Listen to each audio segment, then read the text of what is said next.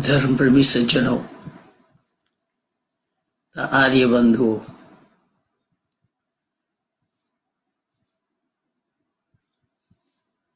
आप लोगों से मैंने वादा तो किया था सुबह का, लेकिन मैं सुबह आ नहीं पाया।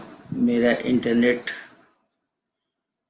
ना रहने के कारण, यानी सिस्टम सही ना होने के कारण मैं आ नहीं पाया। तो मैं रात को समय निकाला। अभी अभी दुविधा में हूँ बिजली थी नहीं, अभी अभी आई है, देखते हैं कहाँ तक साथ दे रही है। तो मैं आज ये मन बनाया हूँ। जी हाँ, नमस्ते नमस्ते सबको, नमस्ते, बहुत बहुत धन्यवाद कमलेश जी, और ये सदाशिव जी, अमित कुमार जी, हार्दिक भट्ट जी, और ये अंकुर शर्मा जी, सबने नमस्ते लिखा है। बहुत बहुत धन्यवाद आप लोगों को, और आप लोगों का नमस्ते मैं स्वीकार कर रहा हूँ, और मेरी ओर से भी नमस्ते आप लोग स्वीकार करें। एक ही हमारा अभिवादन है, नमस्ते। नमस्ते के सिवा कोई और शब्द है नहीं, लेकिन दुनिया वाले तो लोकाचार में नमस्ते बोलेंगे नहीं। वहां एक लत्ता के सामने में नमस्ते सदा बत्सले मातृभूमि, वहां बोलेंगे जाके। वहां नमस्ते कहां से आ गया पता नहीं। लोकाचार में अभिवादन ही नमस्ते है। अभिवादन आर्यों का अभिवादन नमस्ते ही है। नमस्ते के सिवा और कोई अभिवादन है ही नहीं। तो आपने सबने बहुत ही अच्छा किया है कि नमस्ते लिखा है, और आप लोग जुड़ भी गए हैं जैसा कि मैंने बताया था। आइए, मैं ज़्यादा समय आप लोगों का नहीं लूँगा, और मेरे पास ये भरोसा बिजली की भी नहीं है। नेट की बिजली गई तो इंटरनेट भी गई, इस तरीके से है। मैं आज आप लोगों को ये सुनाना चाह रहा हूँ कि विश्व के आंगन में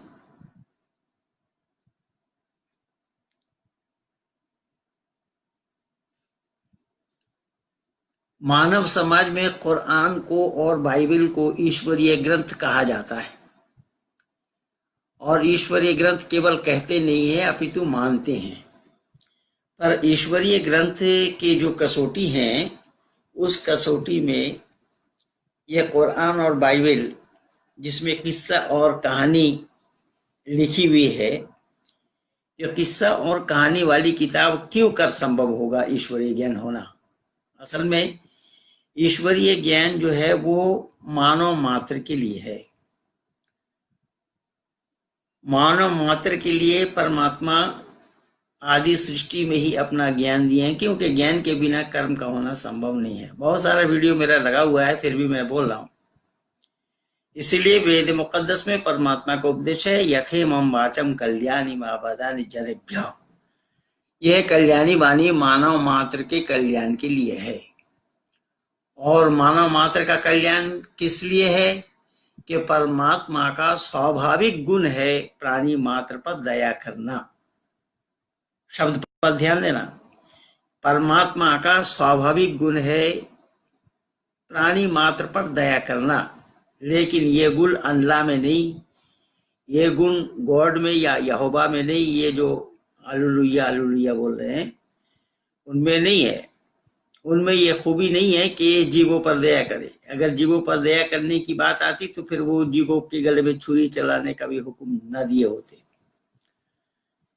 तो इस तरीके से आदि सृष्टि से ही परमपिता परमात्मा ने मानव मात्र को अपना ज्ञान दिया है, जिसको हम वेद कहते हैं। वेद की मानी किताब को मत समझना, वेद मानी ज्ञान है। ज्ञान विद जाने, विद विचारे, विद सत्तायाम, विद लाभे, ये सब वेद के अर्थ होते। इसलिए कुछ मूर्ख तो ऐसे भी हैं जो वेद के मंत्र होते हैं उसको श्लोक बोल रहे हैं। वेद में श्लोक बताया जा रहा है, जबकि उन मूर्खों को ये मालूम नहीं कि श्लोक में और मंत्र में भेद क्या है। श्लोक ऋषि मुनियों से लेकर के मानवकृत है, और मंत्र परमात्मा के दिए हुए हैं। मंत्र के माने होता है विचार, तो विचार परमात्मा के ही होते हैं और परमात्मा के ही दिए हुए विचार हैं। इसे जर्जिश कह रहा है, जो जर्जिश अपने को बोल रहा है, जर्जिश अंसारी, वो कह रहा है कि मैं 14 वर्ष तक वेद पढ़ा हूं। वेद पढ़ा है, लेकिन वो वेद में मंत्र होते हैं या श्लोक होते हैं, इतना ही अकल नहीं है। ऐसे और भी कई हैं, ये वेद में ये कहा, वेद में ये बोला, वेद में ये लिखा, सब बकवास करते हैं। और कहीं कल की अवतार है तो कहीं, अरे भाई अवतार कल की हो या आज की हो, परमात्मा का अवतार होता ही नहीं है। और इसमें सबसे बड़ी मूर्खता की बात मैं आप लोगों को और बता दूं, जो बेंगलोर में श्री श्री रविशंकर जी हारे ना जाकिर नाइक के पास, जाकिर नाइक भी श्री श्री रविशंकर जी ने अपनी पुस्तक में ही मोहम्मद के लिए लिखा है कल की अवतार, उसी पुस्तक से ही उन्होंने हवाला दिया। और ये एक दो नहीं, ऐसे अनेक प्रमाण है। वेद प्रकाश उपाध्याय, बहुत पहले 85 की बात है, वेद प्रकाश उपाध्याय जो उन दिनों में पंजाब यूनिवर्सिटी के रीडर रहे, वो वेद और पुराण में हजरत मोहम्मद, ये उन्होंने दर्शाया सबसे पहले। और उसी किताब को लेकर के इस्लाम जगत कूद पड़े कि वेद में भी मोहम्मद का नाम है। तो मैं उन दिनों में 85 की बात है, मैं 85 में सार्वजनिक सभा की ओर से बंगाल आर्य प्रतिनिधि सभा में नियुक्त हुआ था। मुझे 10 जनवरी 85 को मैं दिल्ली से निकलकर कलकत्ता आया था। तो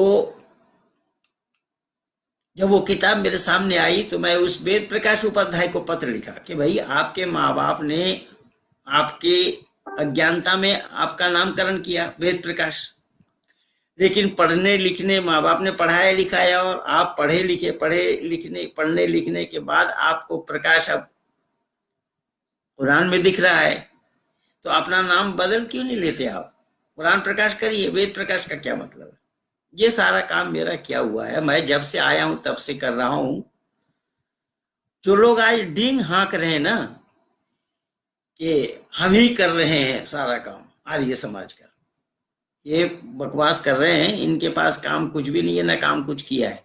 आज एक छोटा सा नमूना मैं दिया हूं आप लोगों को फेसबुक में लेकर के शाम को, और वो उसी समय आया ही था मेरे पास, और मैं उसी को ही पेस्ट करके आप लोगों के सामने पहुंचा दिया हूं। और उसमें मैं थोड़ा विचार दे दिया हूं अपना भी, कि देव नारायण यादव के नाम से एक सज्जन जो नेपाल जनकपुर के रहने वाले हैं और कतर में रहते हैं, अरब कंट्री में नौकरी करते हैं, और नेपाल के बहुत सारे लोग रहते हैं। बहुत सारे नेपालियों को मैं मुसलमान होने से बचाया, बहुत सारे मैं गिन के नहीं बता पाऊंगा कितने को। तो देव नारायण यादव जी लगभग 10 साल से मेरे साथ जुड़े हुए हैं, और उन्होंने कुरान को जैसा मैं पढ़ के सुनाता हूं, उन्होंने मेरे वीडियो सुन करके उन्होंने याद किया है, और बहुत शुद्ध उच्चारण करते हैं वो भी। ऐसे बहुत सारे हैं मेरे बनाए हुए, बहुत है। मैं 3 का नाम तो लिया था उस दिन, लेकिन बहुत सारे हैं, मैं गिन करके समाप्त नहीं कर पाऊंगा कितने लोग हैं जो कुछ शुद्ध पढ़ते हैं, कुछ अशुद्ध भी पढ़ते हैं। कुछ उनको शुद्धियां कर लेनी चाहिए, शुद्ध पढ़ना कैसा है, पढ़ा कैसे जाता है उसको सीखना चाहिए, लेकिन वो हिंदी अक्षरों में लिखा हुआ होता है ना, हिंदी अक्षरों में लिखा हुआ तो एप्रोप्रिएट उच्चारण नहीं हो पाएगा। चाहे हिंदी में हो या अरबी का किसी और लैंग्वेज में आप उच्चारण करेंगे या लिखेंगे तो एप्रोप्रिएट उच्चारण नहीं कर पाएंगे। तो इसीलिए वहां पर जो रटे हैं लोग हिंदी कुरान के उच्चारण को सीख करके, वो सब गलत है, कहीं शुद्ध उच्चारण वो नहीं कर पाएंगे। खैर, तो देव नारायण भारद्वाज यादव जी ने मुझे सुन करके उन्होंने पूरा रटा है। देव नारायण यादव जी आज से 3 साल पहले मुझे कहा कि पंडित जी मैं यहाँ आर्य समाज की स्थापना करना चाह रहा हूं, तो आप कृपया आर्य समाज के नियम और उपनियमों सारा भेज दीजिए। दिल्ली में ही मेरे मित्र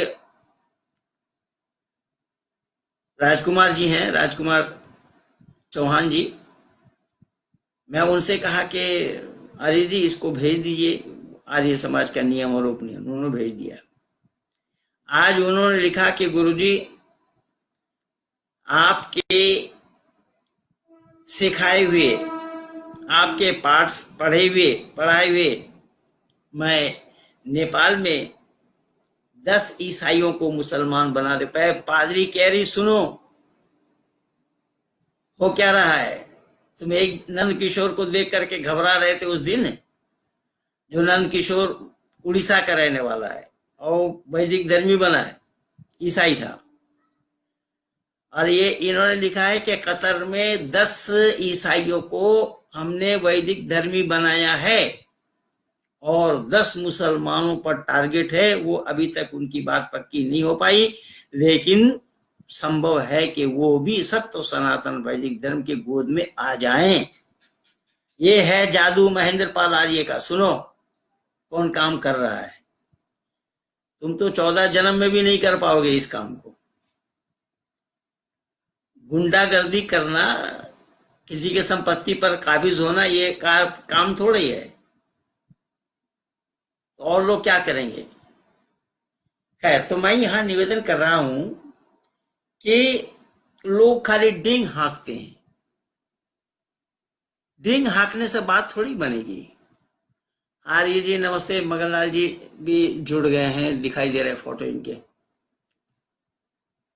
और खैर, बहुत बड़ा काम हमने अपने जिम्मे में ले रखा है। अभी कुछ और होने जा रहा है इसी उम्मीद के साथ। जी हाँ आर्य जी नमस्ते नमस्ते। मैं जो ऑस्ट्रेलिया में जो ईसाई जो वैदिक धर्मी बनना चाह रहा है, मैंने उनको लिख करके भेज दिया हूँ आर्य जी। देखिए अभी ऑस्ट्रेलिया में एक ईसाई वैदिक धर्म में आना चाह रहा है, मैं उनको सारा लिख करके भेज दिया हूँ, क्या करना होगा क्या नहीं करना होगा। और प्रमाण पत्र मैं बना करके दूंगा शुद्धि सभा से, मैंने वादा किया है, मैंने उनको लिख करके भेजा है।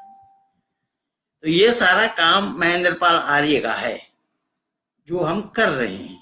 लेकिन याद रखना, किसी के कहने पर मैं नहीं कर रहा हूं और किसी के दबाव पे मैं आकर के काम नहीं कर रहा हूं। जबकि करोड़ों करोड़ों डॉलर मुझे ऑफर दिया है इन ईसाइयों ने और बौद्धिस्टों ने, लेकिन पैसों से थोड़े ही खरीदा जाता है धर्म।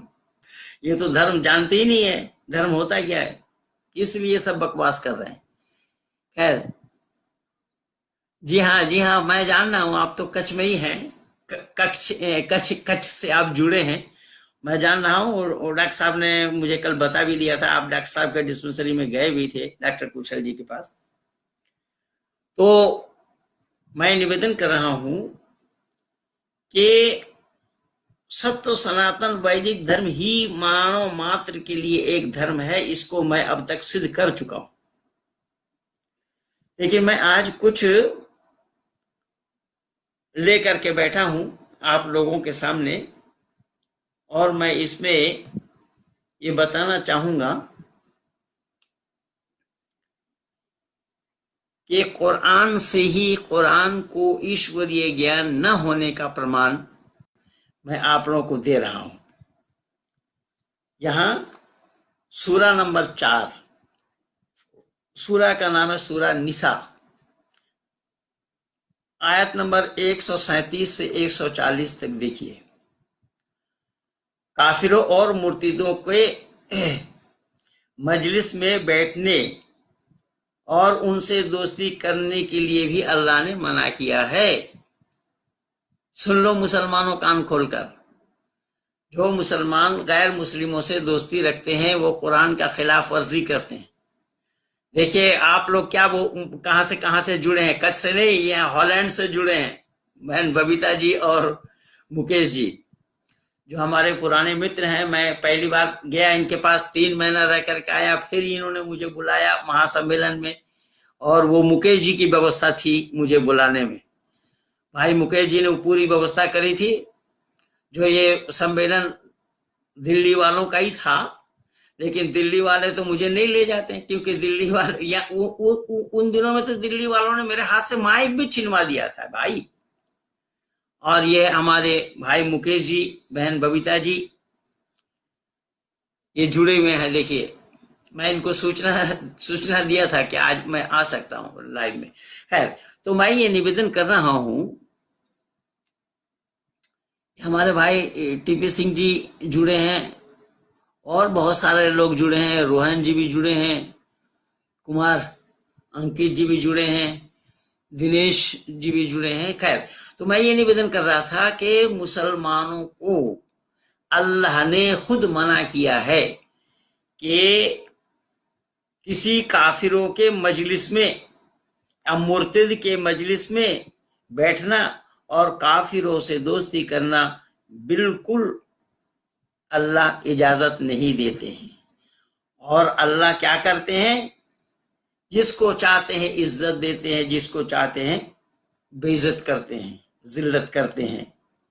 मन काना युरीदुल इज्जता वलिल्लाहिल इज्जता, क्या बात है, वलिल्लाहिल इज्जतु, ये अल्लाह का कहना है। अल्लाह जिसको चाहे उसको इज्जत दे। अब ये काम अगर अल्लाह का है तो, और ये कुरान में ही अल्लाह नहीं बताया है कि अल्लाह जिसको चाहे इज्जत दे, जिसको चाहे बेइज्जती जिसकी चाहे करे या जिल्लत करे, तो ये काम अल्लाह का हो सकता है लेकिन परमात्मा का नहीं है। इसीलिए ये ईश्वरीय ज्ञान होना संभव नहीं है, क्योंकि ईश्वरीय ज्ञान मानव मात्र के लिए होना चाहिए, न कि जाति विशेष के लिए, वर्ग विशेष के लिए। ऐसे पागलपन की बात हो जो जिसको चाहे इज्जत दे, जिसको चाहे बेइज्जती करे जिसकी।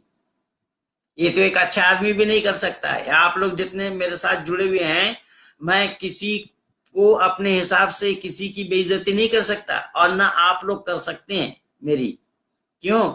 कि यह मानवता विरुद्ध है, ये मानवता विरुद्ध है। पर मानवता क्या है ये भी तो इस्लाम नहीं जानता। मानवता है क्या? मैं दावा के साथ कह रहा हूं, मानवता इस्लाम में नहीं है। ये तो 2004 के 1 अगस्त में मैंने मौलाना फारूक खान जिन्होंने कुरान का हिंदी अनुवाद किया है, इसी मौलाना फारूक खान को मैं 2004 के 1 अगस्त में बोला था कि मानवता का पाठ कुरान में नहीं है, मानवता ये नहीं दिखा सकते। तो अल्लाह जिसको चाहता इज्जत देता है, जिसको चाहता बेइज्जत करता है। अगर ये काम अल्लाह का हो तो वो अल्लाह दुनिया का बनाने वाला क्यों और कैसे हो जाएगा? दुनिया तो सबको लेकर के है या केवल मुसलमानों को लेकर के दुनिया है? अगर केवल मुसलमानों को लेकर के दुनिया है तब तो बात ठीक है, फिर हम लोग कहाँ रहेंगे, हम लोग कहाँ जाएंगे, हम लोग कहाँ से आए हैं? अरे हम लोगों को तो छोड़िए, अल्लाह जिसको लाए हैं उसी को ही अल्लाह संभाल के नहीं रख पाए। या अल्लाह का तमाशा। मैं आहिस्ता आहिस्ता दे रहा हूं आप लोगों को मसाला, देखिए सुनिए क्या बात है। फिर मैं निवेदन कर रहा हूं कि फिर उसी सूरा निसा का आयत नंबर 142, 43 से लेकर के 153 तक देखिए कि मुनाफिकों ने अल्लाह के साथ चालबाजी की।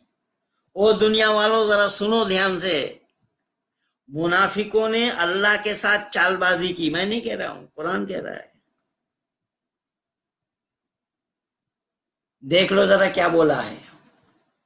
यसअलूनका अहलिल किताब अन तुनज़्ज़िल अलैहिम किताबम मिनस समाई फ़क़द सालू मूसा अकबर मिन ज़ालिका फ़क़ालू अरीना अल्लाह जहरतन फ़अख़ज़तहुमुस्साइक़ातु बिज़ुल्मिहिम सुम्मा इत्तख़ज़ुल इज्ला मिन बादिही मा जाअतहुमुल बय्यिना फ़अफ़ूना अन ज़ालिका व आतैना मूसा सुल्तानम मुबीना। मैं नहीं कह रहा हूं, कुरान कह रहा है। कुरान में क्या बोला अल्लाह ने, ये देखिए क्या कहा कि अहले किताब जो है, जो अल्लाह की दी हुई किताब थी, जो मूसा को दिया, तो उस कौम के लोग अल्लाह के साथ क्या किया? चालबाजी की। अच्छा बंधु, जरा विचार करके देखें, इस आयत से भी पता लगेगा कि अल्लाह ये कुरान कलामुल्लाह है कि नहीं है। अल्लाह के साथ मानव चालबाजी करे, ये हो सकता है? अरे पढ़े लिखे लोगों, जरा दिमाग तो लगाओ। मानव चालबाजी किसके साथ कर रहा है? जो कायनात का बनाने वाला, कायनात का मालिक है, जो कायनात विश्व के जो ब्रह्मांड के मालिक है, उसके साथ मानव चालबाजी कर रहा है। ये संभव है? कुरान में ये बात लिखी हुई है। तो चालबाजी कर रहा है। मैं मूसा के कौम